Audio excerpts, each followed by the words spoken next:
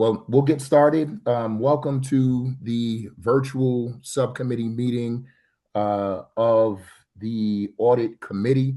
We are joined by Councilor Walsh, as well as myself. I believe that's all who is on this call, which means that it doesn't look like we have any members who are part of the subcommittee on this virtual meeting today.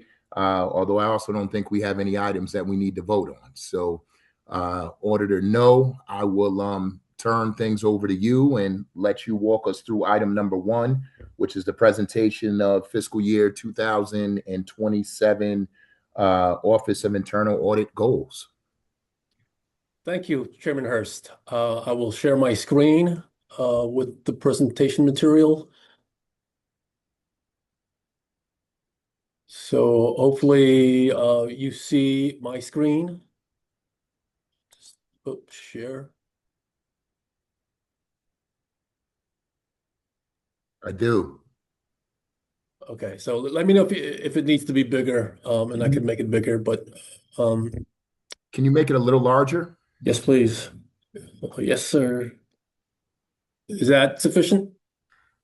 How about yourself, Councilor Walsh? Are you able to see? Are you able to see it now? You're on mute, Councilor Walsh. Yes, I can see it. I'm just asking you, are you hearing any noise in the background? Because I have some work being done outside. Do you hear that? I do not, Councilor Walsh. Okay, perfect. You are good. I don't have to move. Okay, I can see it. Thanks. Okay. Okay, so with that, again, I thank you, Chairman Hurst, for convening the meeting today. I appreciate the opportunity to present the Office of Internal Audit's fiscal year 27 audit goals. So I'll get right into it. We have 6 goals for the office. I'll start off with our first goal, and that goal is to use a data-driven risk assessment model to build our annual audit plan. So when we use a data-driven risk assessment model, we're following audit standards established by the International Auditing Standards Board. So this process includes soliciting risk ideas from our stakeholders, including City Council, as well as department heads. So I am currently gathering data about to formulate this audit plan. So if you haven't submitted your risk intake form, which I submitted about 2.5 weeks ago, I encourage you to submit them to me so they could be factored into the risk assessment model. So we do still have time, Yes. Auditor No, to suggest any potential audits. Is that the purpose of what Yes. it is that you sent us? Yes. Okay. I want to get your ideas, what concerns you and your constituents, so they could be factored into our risk assessment model and our risk assessment universe.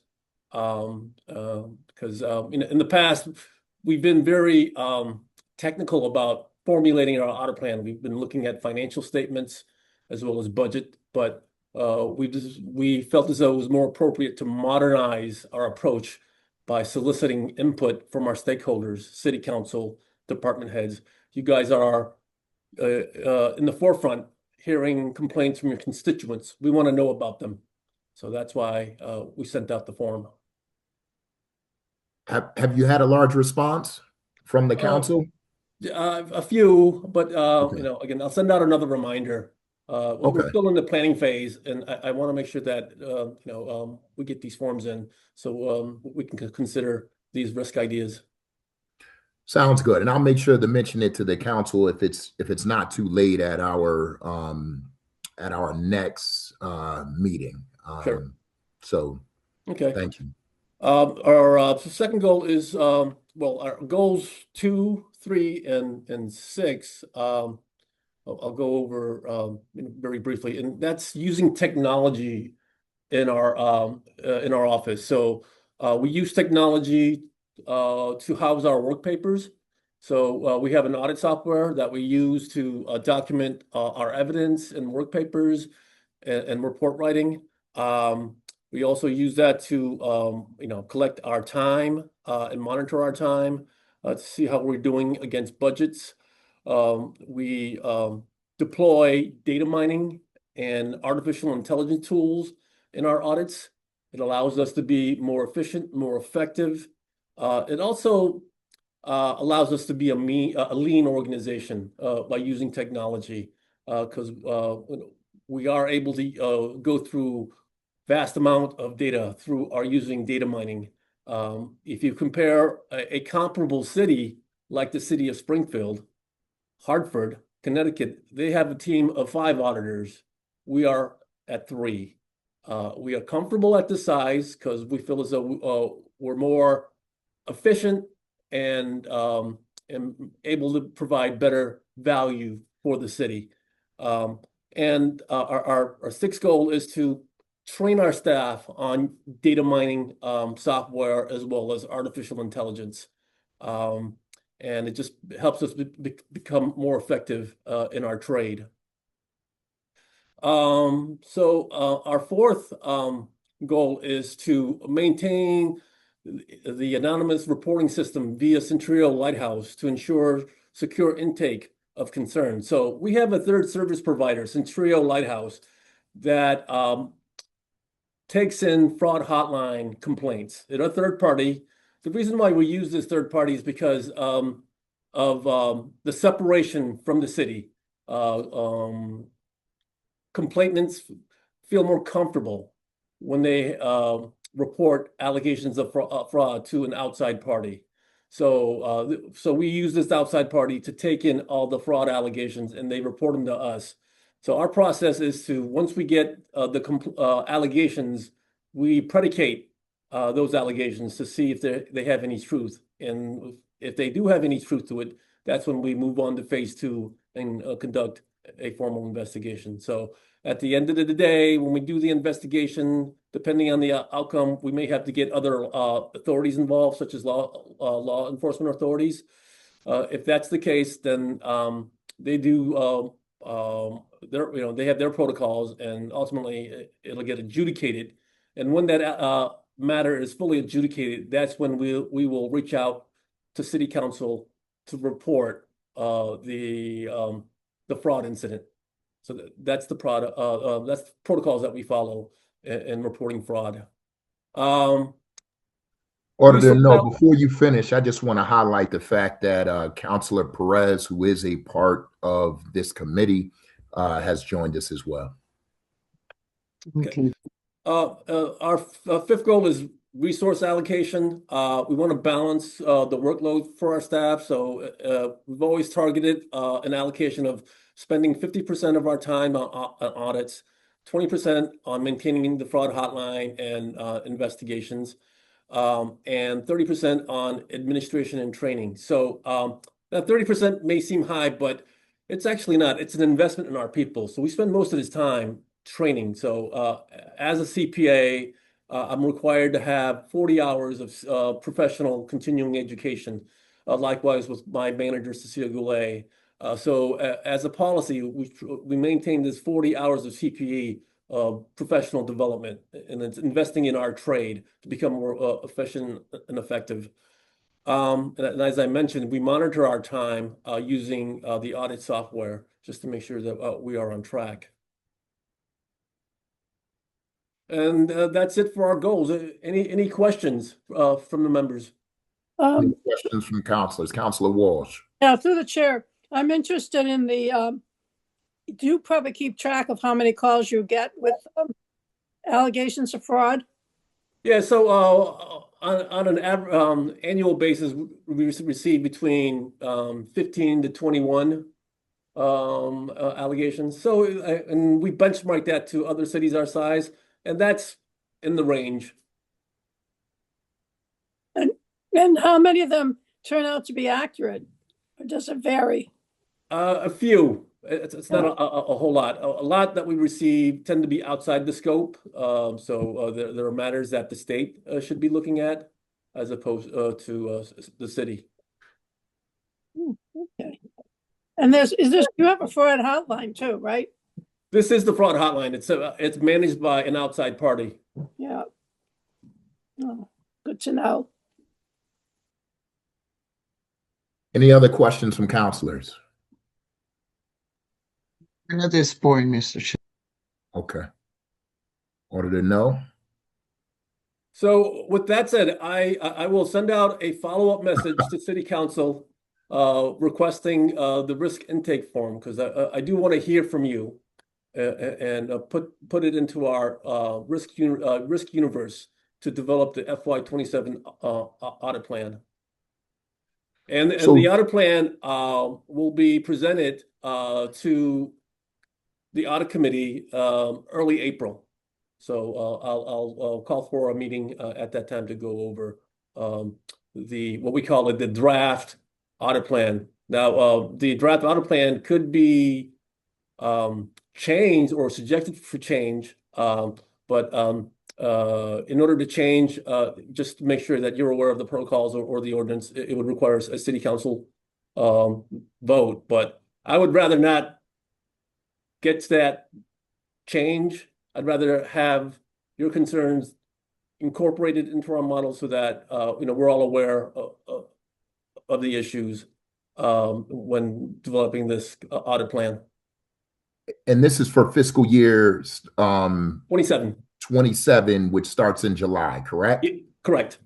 Can you also send us or send me and probably all of the members, although you may have it, a copy of 2026 of your plan, yes, so that I know what it is that you're currently working on? Yes, I'll do that today. Mr. Chair, I was gonna request that so I could understand more of the model. And Mr. Chair, could I? So if we are receiving the draft plan for it's supposed to be approved in April for 2027. Yes. Could we have a meeting, Mr. Chair, before that? Are we having a meeting and looking at it before it's sent to the complete counselors? Is that the plan? I'll defer to auditor. No, that seems to make Yes. sense to me, but Yes. I don't know if there are any. Okay. So that's the plan. Is to present it to the audit committee, the draft for them to review, and we could talk about any potential changes and suggestions, and then if there are changes to be had, depending on, again, we use the risk assessment model and we try to be objective as possible. And if there are any changes, then we'll consider them. Then if the audit committee is fine with the audit plan, then it gets presented to City Council for their approval. So the council has the final say in the audit plan. Got it. Councilor Walsh. Thank you. Yeah. Maria, nice to see you. Mr. Auditor, are there any trouble spots out there, or something that we should be aware of that you're looking into that could like explode or anything like that?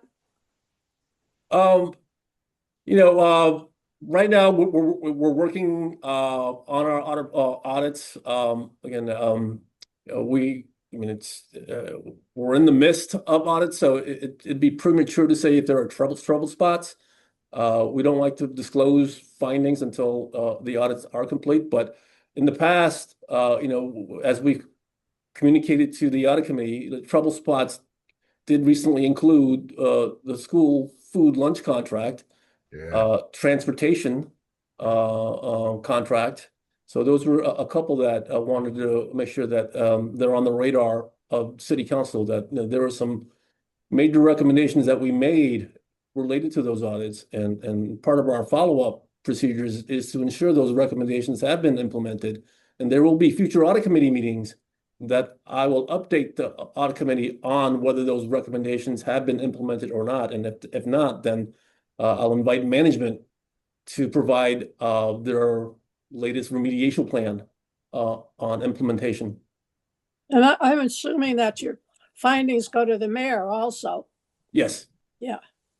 Well, I think those of us on the city council have always been upset that transportation is on the city side of the budget.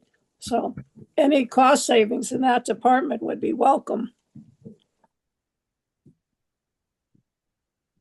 Thank you, Councilor Walsh. And I thought you did a phenomenal job on this Sodexo audit. Auditor, no, I thought it was super important. And from my colleague, I don't know if you were on that meeting, Councilor Walsh, but I'm sure Councilor Perez can attest to the fact that you and your team did an amazing job just in terms of highlighting cost savings for the city of Springfield. So my hope is that they will take your advice and implement some of those things as it relates to Sodexo's contract. And for our purposes, I'd imagine that they're coming before the city council to request a 5-year contract in the next few months. And so that will be a question that I'm going to ask in terms of whether they are following through on your recommendations before I approve anything. So I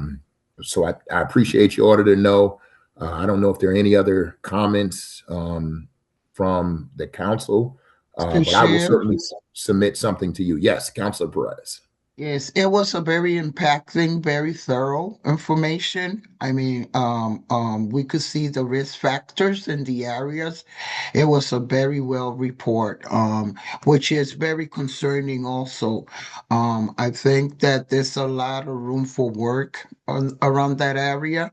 And thank you for sending the information because I was able to assess some of the concerning issues that have been presented in the past and do some comparison.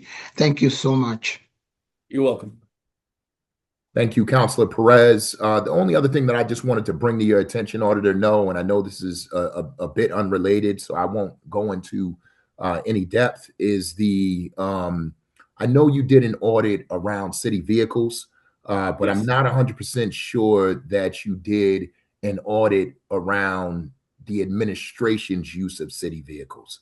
And I guess when I say administration, I mean like the department heads. And so I will bring it up at a future meeting and certainly submit it to you as well. Yes. But my understanding, I don't know if we're tracking those vehicles as well. I know we've got trackers in some of the other vehicles, right. But I'm not so sure that the department heads have vehicles, have trackers in their vehicles. And I've heard a number of complaints from individuals that the department heads are actually going outside of the city in some cases. So just go ahead. Chair Hurst, I will forward you the audit of city fleet program, which includes the administration. We are in the process of doing a follow-up audit, and that will be an audit that addresses some of your concerns. Okay. And that will be presented sometime in the spring. And I'll be sure to invite Director Signoli to the audit committee meeting to address any questions the committee may have. Much appreciated. Any other questions from the council? Seeing none, if we could just have a motion to adjourn. Councilor Perez. Motion to adjourn. I'll second that motion. All in favor, say aye. Aye. Aye. The ayes have it. Thank you so much, Auditor No, and you all have a wonderful day. Thank you for attending. Thank you.